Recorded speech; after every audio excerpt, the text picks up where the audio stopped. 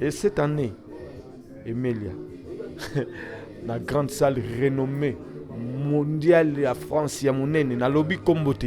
Mais cette année, Emilia Alias dans une grande salle renommée internationale, la Katia France.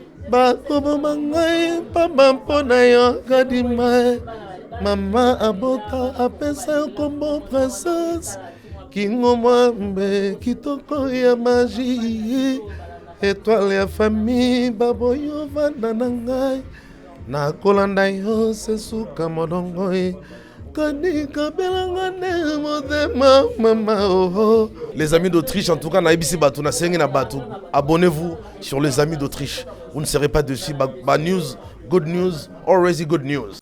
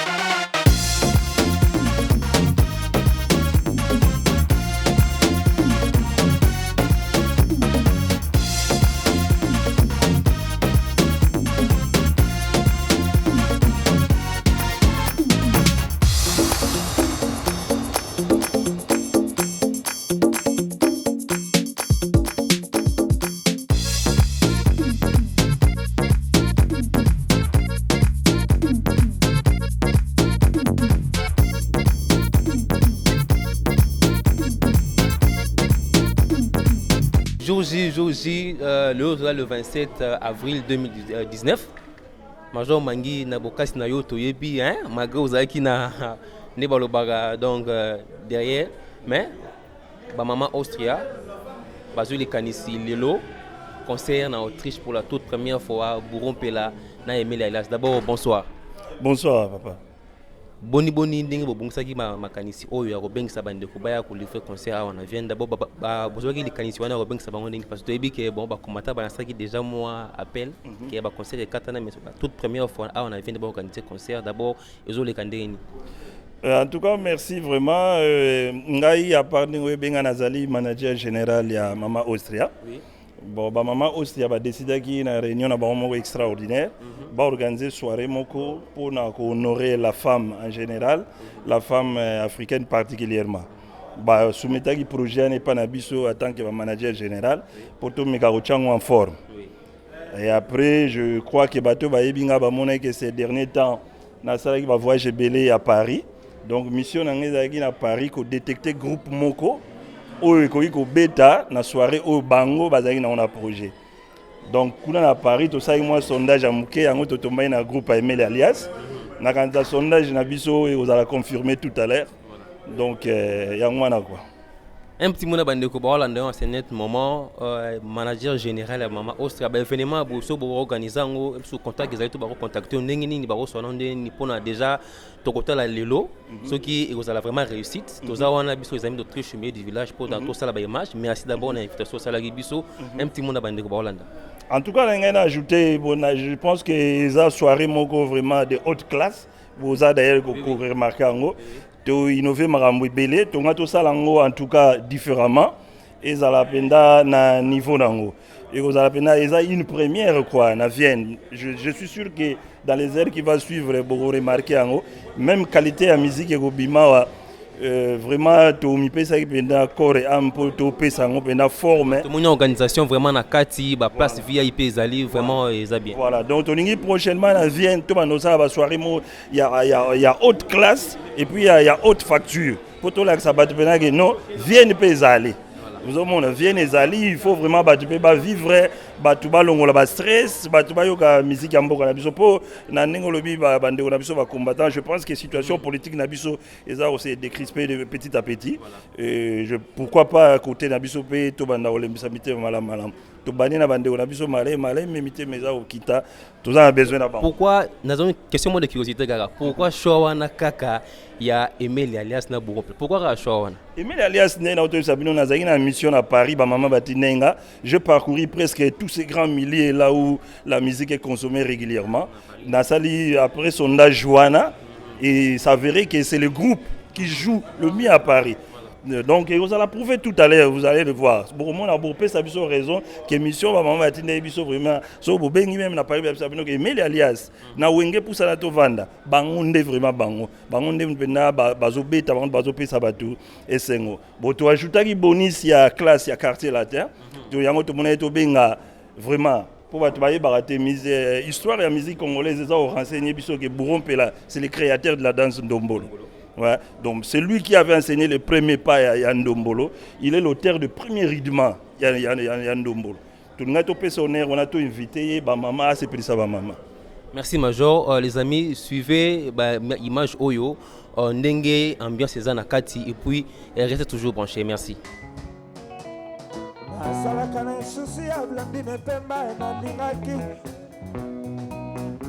Envie mayonnaise, Katharina.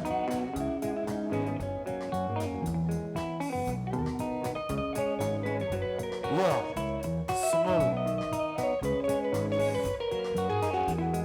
Nazalaka na susi ya blani ne pemba na lingaki basheti kala na motema mokolo mwakabe motema elobaka te solo na meminga soki ndoto perfusion nyonso na kidiba iseyokaka soni kasi motema etikalaka kaka courage na yo abetombeo nasala nyonso na mikitisa epai na yo mama ya mafofo nasala nyonso na binebisa kasi yo nyima ngai te wabipala ezangaka te na boelingo omina kufa na bosala image oyo nazalaki kotala. Bonsoir Maman Claudine.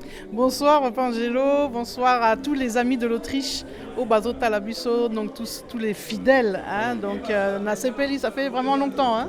Maman Austria, hein? Tout le monde qui va organiser soirée d'abord, but à soirée aux années, donc oui, effectivement, Maman Austria va organiser une soirée wana. Donc ezakaka ponako sepelisan zotote. Bien sûr que ils ont un cadre de réjouissance, mais soirée wana ils allaient organiser parce qu'ils ont un tina. Donc tozo kanisabana na mboka. Donc parmi les mamans Austria, il y a des mamans qui ont donc des charges et des responsabilités kuna na mboka. Donc bazo kambabana, bana ba projet orphelinat. Donc yangwana ba projet sociaux donc bandi déjà donc yangwana siko soirée wana ezali organisé donc pona penza ba projet wana weza na mboka donc ba mongo ba nyo surtout tozo récolter zakaka pona bisote que to tchango na poche mais ezali pena pona ko salisa penza ba to na mboka parce que dingue oyebi papa il faut vraiment qu'on se mette debout qu'on commence à faire les choses parce que ça ne va pas aller soki to sali lo côté makamope ko tambola na ngote donc yangwana c'est le pourquoi de cette soirée aujourd'hui c'est vraiment pour pouvoir aider, promouvoir les projets qui sont en cours là-bas au Congo. Aussi, il y a des difficultés au salle parce que c'est pas facile, hein, vu ma combattant, tout le concert, Kata. Et puis pourquoi le choix de ce groupe, pourquoi le choix de Wenge à Emelia et puis Bourron Pela? Bon, franchement, sincèrement, hein, Angelo, sincère nayo, l'organisation, comment dirais-je, comment on appelle ça, l'organisation musicale, ezanga été au moni biso na kati ya Maman Austria, tout se répartir batache. Mon rôle était bon la promotion, disons la communication, mais l'organisation en tant que telle, c'est-à-dire le choix des musiciens. Major Mangi. Voilà. Donc Eza, bon papa Mangi, mais donc Ezali penza ba maman Mosusu, hein, ya ba Maman Austria, o penza ba sali choix wana. Donc wana penza ekoza malamu rotuna bango.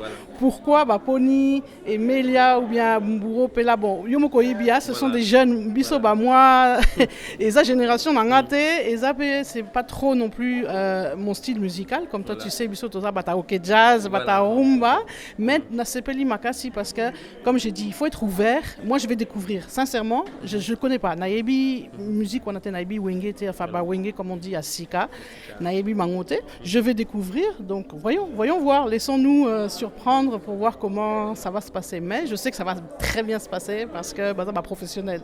Ça va très bien se passer, chers amis. Suivez les images. Hein? Haute qualité. Il y a ambiance. Oh, c'est parti. Bonsoir, Moussika Sika. Bonsoir, mon frère. Je sais pas comment je cause les bossos de Mami Balo et à Vienne. D'abord, voyage le Guindéni.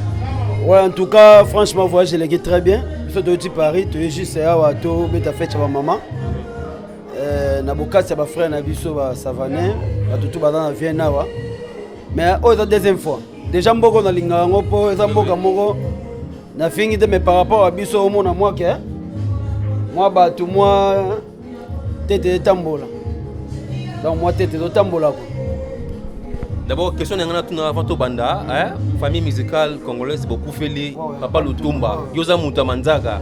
Papa d'abord chose un témoignage mon ça là, bande ko Baolanda bayoka et puis un mot de circonstance par rapport à Liwana et mot de condoléances dans la famille puis na bino ba musicien condoléances de bino. D'abord merci la parole. Omoni Papa Lutumba Aza déjà papa bongisa qui là pour na biso. Donc famille Papa Lutumba mes condoléances, père à son âme, na père, et ça na biso tout. Il y a que le lobby biso de Hollande. Donc communauté congolaise mon bateau en deuil, père à Koufi, biso beto en noir bon, tout n'aurait qu'à mémoire na et donc et ça maintenant trop bon. Et ça makambu donc molimo na amne nzamba mba ona kimia. Ndega ezala. Soirée au bande ko base ya ni atake na yo moza na sima musika seko ko palolo.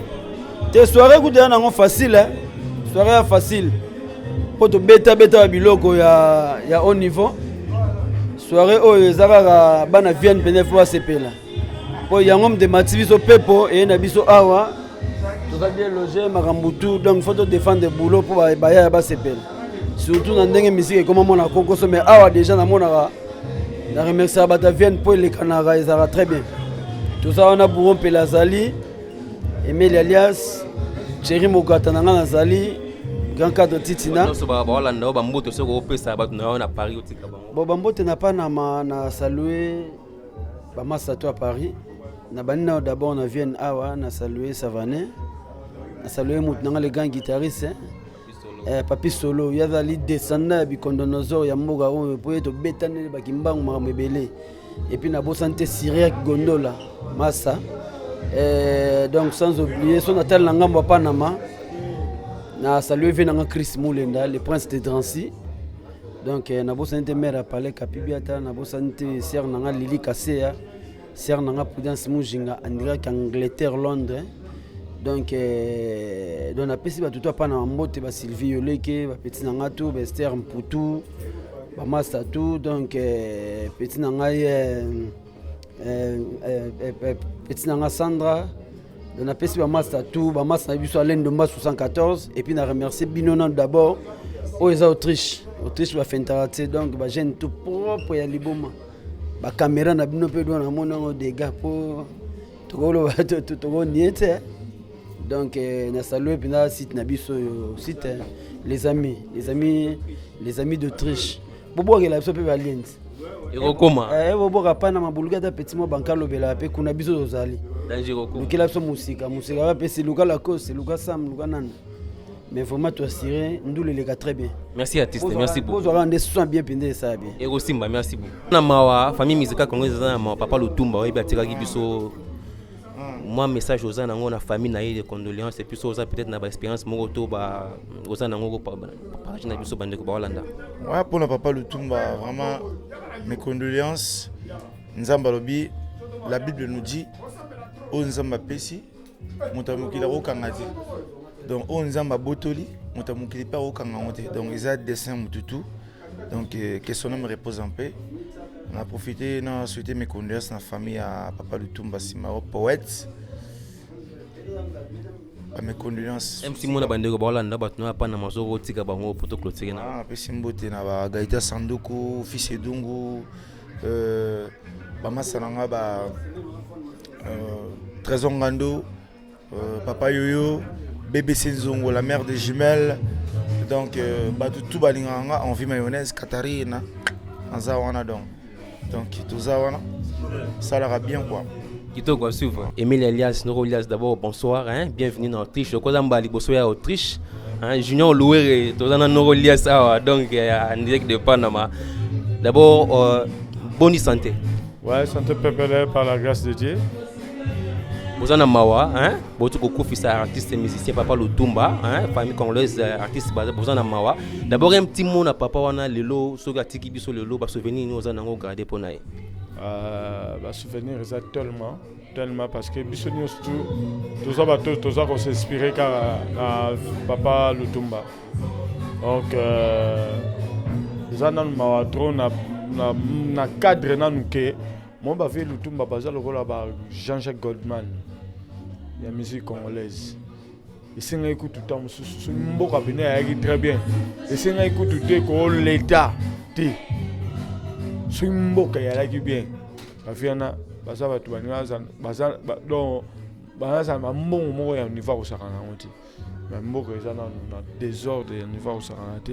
Et que les lopos via Kundama et comme il faut qu'à l'État basa la boye mais que son âme repose en paix richesse à Tikeli Bisso au rumba congolaise tout ça qu'on s'inspire garanaye en parlant il y a inspiration nanze mona o embla Jojo Mandiki Mapata extrême moko wana ezali au tirant nanze mona ya voilà que malamu Mandiki elaka yo komelaka nga soki ozongi nayeba bolingo yo bosani ngai te o nabanzaka te jere okokoma donc nasinspire kaka na vie parce que ndeti alobi toza baoyo toza kaka do aza kati na biso alanda ye mpe vie na biso mopao alobi malgré okei mais oza kaka kati na biso.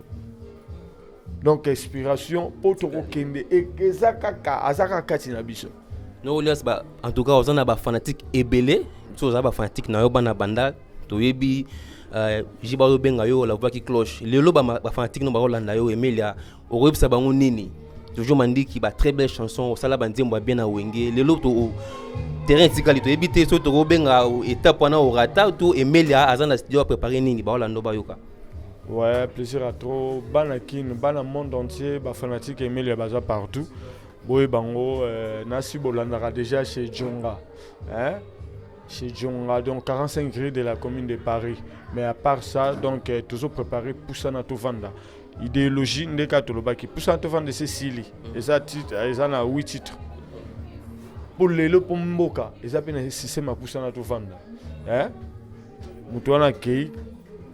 Félix Tshisekedi paye avandi donc a poussani de idéologie yangala banakini tobi le 15 mai hein le 15 mai j'allais sortir officiel l'album Poussana Tovanda tout ça les 8 titres pamba tout ça les 10 cités 50 cités 30 cités 40 cités tout ça les 8 mais les 8 wana va comprendre et na 8 wana on a fait vraiment une symbiose.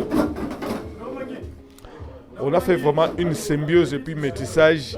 Il y a un rythme tout na kati. Donc Batupena va se retrouver. Puis un afro-beat beat moro et Zobima il y a 3 minutes. Donc afro-beat on a 3 minutes.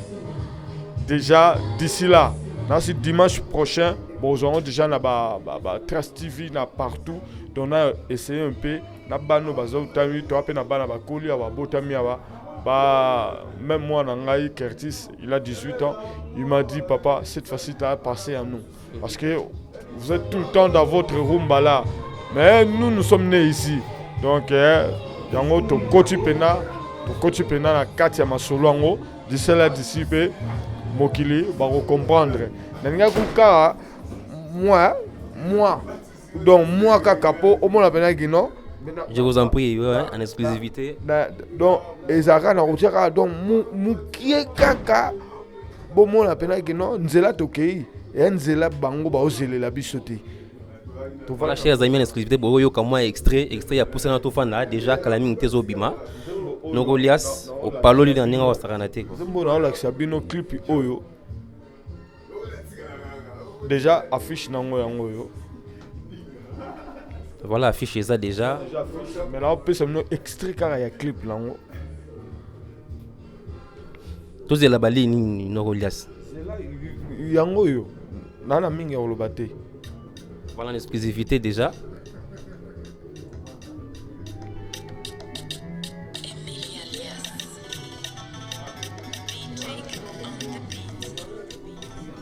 Voilà, en exclusivité, tout le monde a déjà les amis d'Autriche. Voilà, chers amis, comprenez. Donc, tout ça, on a vu les lots vraiment venir à mon nez. Ok, et un zéla ba je l'ai bisoté. Na obi mingité. Na lobby mingité. Mon qui l'est bien Emilia. On a déjà fait nos épreuves. Mais artiste c'est vivra na œuvre na. Et cette fois-ci, Tokinzela Moroboe, on va devoir comprendre. Parce que car le défunt Papa Lutumba, il disait ceci. Monsieur Batika n'a pas au cimetière à un musicien. Mais moi, je vais dire ceci. Je vais rectifier cette phrase-là. Et cette année, Emilia, la grande salle renommée mondiale de la France, il y a mon aîné, dans lobby Kombote. Mais cette année, Emilia est dans une grande salle renommée internationale, la Katia France. Na minga olobate, ba bazara la confiance nangai, ba fan quand yo mo toloba, ba la décider lelo na makasi ya ba Mama Oustra à travers aussi Junior Mangi. Na bande gonyos tout toye awa. Vraiment encore une fois merci na bana Autriche la première fois. Na ba tourner nangai la carrière nangai en Autriche. Na remercier Junior Mangi, na remercier Luc Makanaki, ba Mama Oustra, Eva Moari, Willy Mouozi, tant sous Rosape na festival Moro na Willy, na remercier bandeko nyostou oyo ba ipo na soutien ko soutenir bisona ba communauté africaine nyoso na musique congolaise. En tout cas vous a décidé Emile Elias yolingi ngala lela na monoko nini tabu fatu ani dembo ezali nango kaka boyo kango siko ya bien plaisir merci.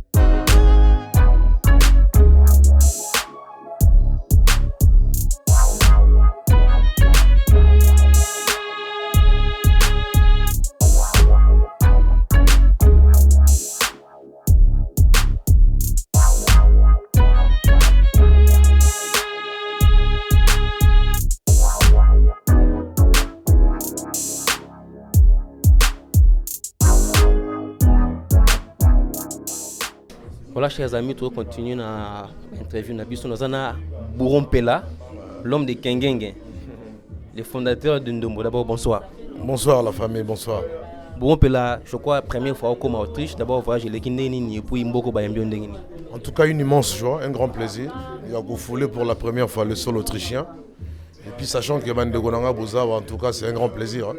En tout cas, Nangoloba, au premier contact, je suis très ravi de me retrouver ici. Merci Bouron Pela. Je crois qu'avant tout, on a des questions, 2-3 questions. Beaucoup félicité. Famille musicale congolaise. Papa Lutumba. D'abord, un petit mot par rapport à Liwana. Et puis, si vous avez une expérience, vous partagez avec papa de son vivant au Solo Nabiso. En tout cas, tout a touché. Tout a touché. On a toujours perdre un grand monument. Un grand monument. Bon, Nakolo Barake, nous autres, papa et pema na Kimia.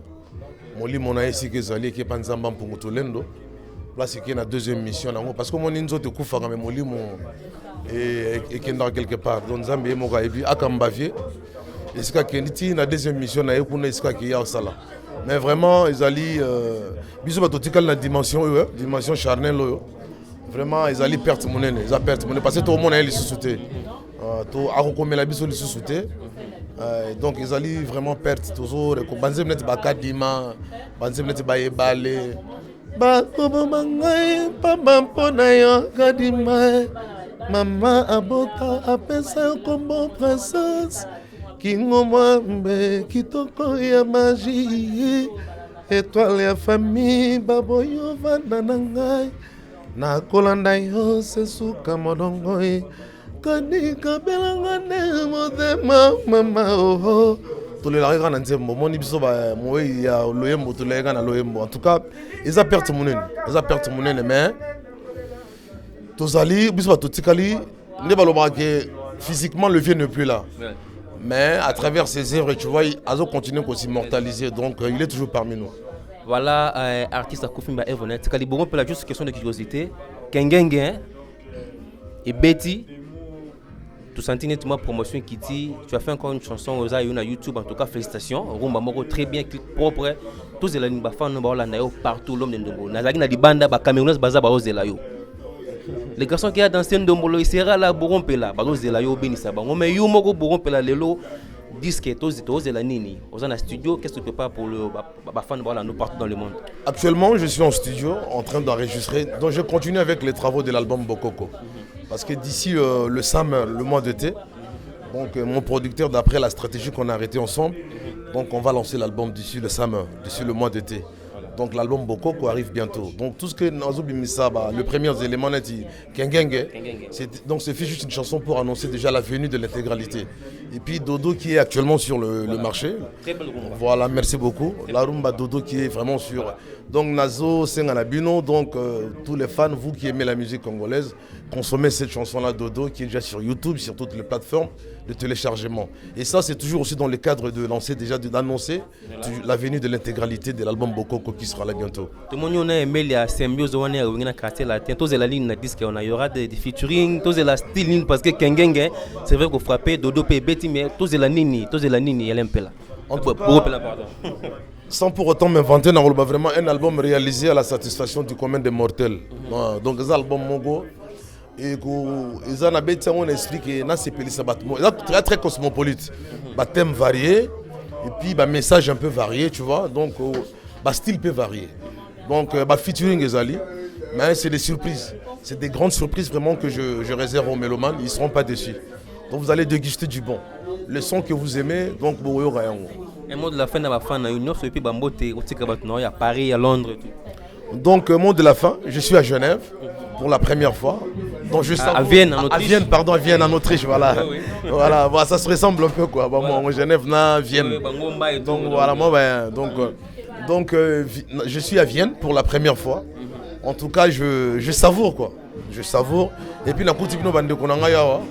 en tout cas, vous faites du bon boulot dans la musique. Merci. Dans la musique, mais les gens ont occasion de approcher Bino. En tout cas, nous soutenir. Voilà, les amis d'Autriche. Les amis d'Autriche, en tout cas, abonnez-vous sur les amis d'Autriche. Vous ne serez pas dessus. News, good news, always good news. Donc voilà. Merci beaucoup. Surprise que mon en Autriche, na Vienne, d'abord Mbali Bosso, hein? Na carrière musicale na yo. Na carrière musicale, bonsoir déjà, bonjour, na batouala na biso partout. Donc bonsoir, na ba écouter on a pourquoi. Bonjour, na ba écouter on a tongo. Donc il y a 3 enfants dans la carrière na beaucoup. Première fois on a des grands prêtres maîtres quoi. Et mais que son nom repose à Papa Emba. Donc il y a 2 fois na Papa Emba, au 3e fois tu beaucoup Feli bozona mawa hein, famille musicale congolaise, Papa Lutumba. Oza moto asima Papa Lutumba bozo gâter na guitare. De loi tigi biso soroza peut-être na ba matamo vivana na dans vivana yo besoin d'expérience moko ko partager ba ndeko ba Hollanda yo ba yo. En tout cas Papa Lutumba que son nom repose à paix. Il y a des poètes donc il y a ça qui valeur et guitare. Après ça qui valeur na ba musicien ba vrai musicien parce que ba vrai musicien ça ba to ba être instrument quoi. Ba on ba musicien. Donc il y a ça qui na valeur et musique. Donc que ce nom repose à paix ba tunyo so boyebi carrière à Papa Lutumba. Donc boyebi o asala pour la musique congolaise, na niveau matière musique congolaise, na niveau beta la rumba. Donc rien le pour la musique nae.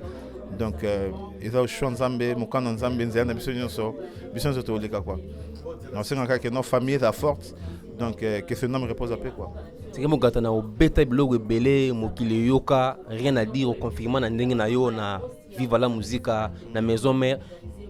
C'est que mon gars na profiter de l'occasion de curiosité, na une question solo accompagnement beta lelo ozana carrière solo. Ozo ofandi ozo salanini. Non, na vandité na poto to ça peut makamusus na poto mais to beta na biso ndula to beta na ba studio to beta ba artiste belé tu bête là-bas grand musicien peut na kino wana mais moi tout le bezate parce que il a on ça la disque ya te mon gars idée à faire le disque ça tout ça na biso il faut laisser le temps au temps quoi donc disque ça te ka pour ça lango batu bata lango na YouTube quoi disque ça ça lango il fait la bien préparé donc il fait na babilo quoi bien pour tango ebima batu ba se penango projet ça disque ça maintenant tu comme prêté tant tu comme prêté le cabino va penser sango to solo la to beta très bien dit un petit mot de la fin ba fan nyos ba wala ndo partout yebi bana o binisa na ba rythme o to bina na Congo un mot de la fin na bango nyos na pesi ba tutu ba linga chiri mo gatambo te quoi donc toi na vient na pesi ba na vient tumbo te les autres ah soirée da kitoko donc na pesi jili zozo no bambota trop na pesi ba fanatique nyos ba na kisasa bambota trop donc chiri mo gata nazali tout ça toujours donc to mi ataraka donc bozo attend yo ka sous album pour cent vendre Emelia na gratter moi dans na kati bozo moi temps yo ka ngosusu mais ba projet zebele minga le peut-être ba tu ba belé moi d'abord ba tu non c'est donc na pesi ba tutu ba linga moto quoi. Merci Thierry Mokata. Merci.